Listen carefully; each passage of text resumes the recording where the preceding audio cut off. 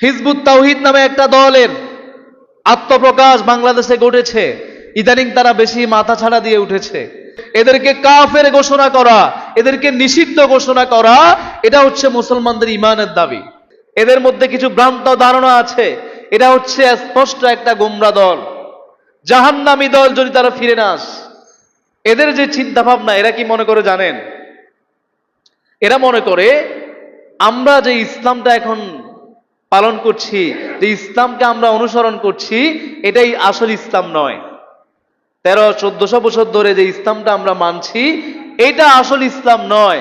আসল ইসলাম হচ্ছে তাদের যে মত, তাদের যে ভ্রান্ত ধারণা আছে, এটা হচ্ছে আসল ইসলাম। নাউজুবিল্লাহ পড়েন।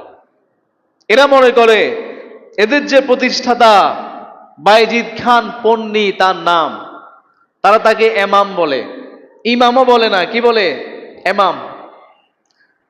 ওই ব্যক্তির কাছে যদি বায়াত না নেয়, কেউ যদি ওই ব্যক্তিকে ইমাম না মানে, আনুগত্য না করে, তারা মনে করে বাকি সব মানুষ গোমরাহ। যারা ওই বায়েজিদ খান পন্নীর হাতে তার মত, তার পথ অনুসরণ না করে, এরা হচ্ছে গোমরাহ দল। নাউজুবিল্লাহ পড়েন। এদের মধ্যে আছে নামাজ নিয়ে বিকৃতি। ইসলামের যে মৌলিক নামাজ, রোজা, হজ, যাকাত গুলো আছে, এগুলোকে তারা বিকৃতভাবে উপস্থাপন করে।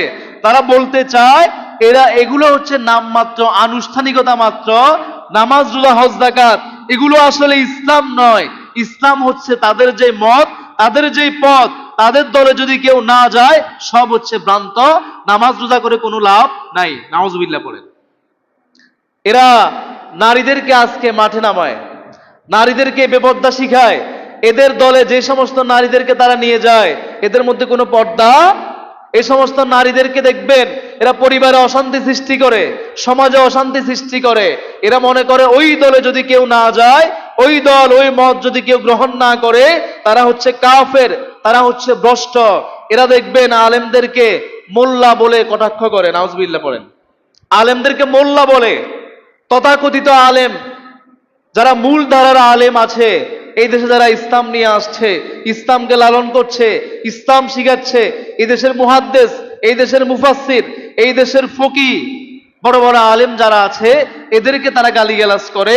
তারা বলে যে এরা কোনো আলেমে না, এরা হচ্ছে মোল্লা, এদের কাছে মূল ইসলাম নাই, মূল ইসলাম আছে আমাদের কাছে। নাউজুবিল্লাহ পড়েন।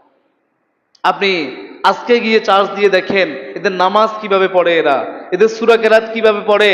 এই সমস্ত মানুষ যদি এখানে আশেপাশে দেখেন, এই সমস্ত গোমরাহ দলের দাওয়াত নিয়ে যদি কেউ আসে, তাদেরকে শক্ত হাতে প্রতিহত করবেন, এদের থেকে দূরে থাকবেন। এইভাবে অনেকগুলো